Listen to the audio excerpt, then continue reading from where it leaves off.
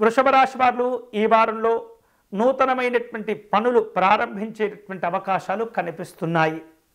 సంఘంలో గౌరవాలను పొందుతుంటారు. వివిధ రూపాల్లో మీరు ఏవైతే అనుకున్నటువంటి లక్ష్యాలు ఉంటాయో వాటిని చేరుకుంటారు. కుటుంబ సభ్యులతో ఆనందంగా గడుపుతూ ఉంటారు.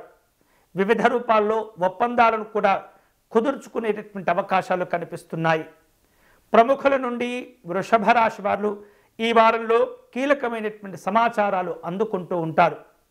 వాహనాలు నడిపేటటువంటి సందర్భంలో జాగ్రత్తగా ఉండాలి. అతివేగం పనికిరాదు. సమయానికి లక్ష్యాన్ని చేరుకునేటటువంటి ప్రయత్నాలు చేస్తుంటారు. విలువైనటువంటి వస్తువులు ఆభరణాలు కొనుగోలు చేయటంలో తొందరపడకూడదు. కుటుంబ సభ్యులతో కలిసి పుణ్యక్షేత్రాలను సందర్శన చేసేటటువంటి ప్రయత్నాలు చేస్తుంటారు. వ్యాపార రంగంలో ఉన్నటువంటి వారు మీరు జరిపేటటువంటి లావాదేవీలు అన్నీ కూడా అనుకూలంగా ఉత్సాహంగా ఉంటుంటాయి. ఉద్యోగస్తులు పై అధికారుల నుండి కొన్ని రకాల ఆదేశాలను అందుకుంటుంటారు. వాటిని పూర్తి చేసేటటువంటి ప్రయత్నాలు కూడా చేస్తుంటాయి.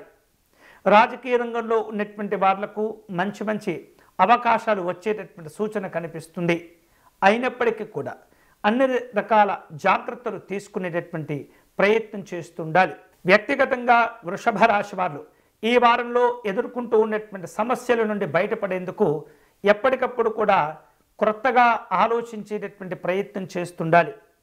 అనవసరమైనటువంటి ఖర్చులు, అనవసరమైనటువంటి ప్రయాణాలను తగ్గించుకోవాలి. వివిధ రూపాల్లో ముఖ్యమైనటువంటి పనులు వాయిదా పడేటటువంటి సూచనలు కనిపిస్తున్నాయి. ఉన్నటువంటి సమస్యలు పెరగకుండా అన్ని రకాల జాగ్రత్తలు తీసుకోవటం మంచిది.